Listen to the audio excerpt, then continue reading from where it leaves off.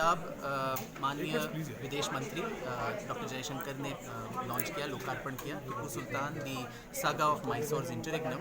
इसमें ये बहुत ही एक विवादास्पद 18वीं शताब्दी के मैसूर के शासक थे जिनकी सोशल लेगेसी और रिपोर्ट कार्ड पे आज भी चर्चाएं होती रहती हैं।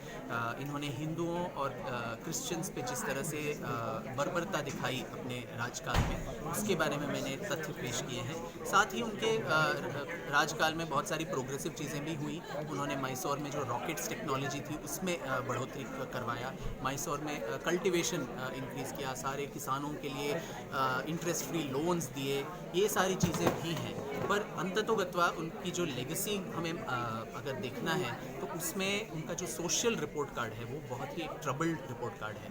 तो इसके बारे में चर्चा होनी चाहिए, खासकर जब राजनीति में इसका उपयोग किया जाता है। आज भी मैं कर्नाटक से आता हूँ जहाँ पे टीपू जयंती मनाया जाता है एक तरफ से, और दूसरे तरफ से जो भाजपा और उनके विरोधी दल हैं वो भी इतिहास को किसी न किसी तरह तोड़ मरोड़ के प्रस्तुत करते हैं। कर्नाटका चुनावों के पहले 2 गौड़ा चीफ्टन्स के बारे में बहुत सारी बातें निकली कि उरी गौड़ा और नंजे गौड़ा, इन्होंने टीपू सुल्तान की हत्या की, ना कि ब्रिटिश कमांडर्स ने।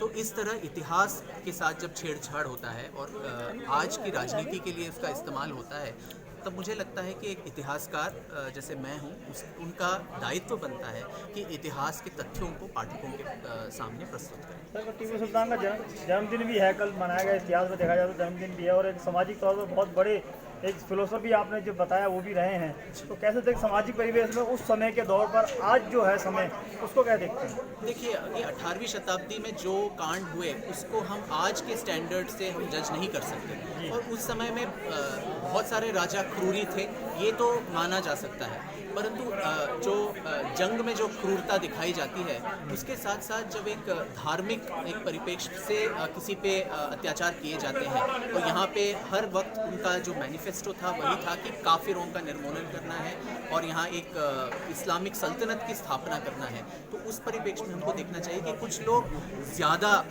बर्बर थे, और धार्मिक कारणों से अगर बर्बर थे तो उसकी भी हमें निंदा करनी चाहिए।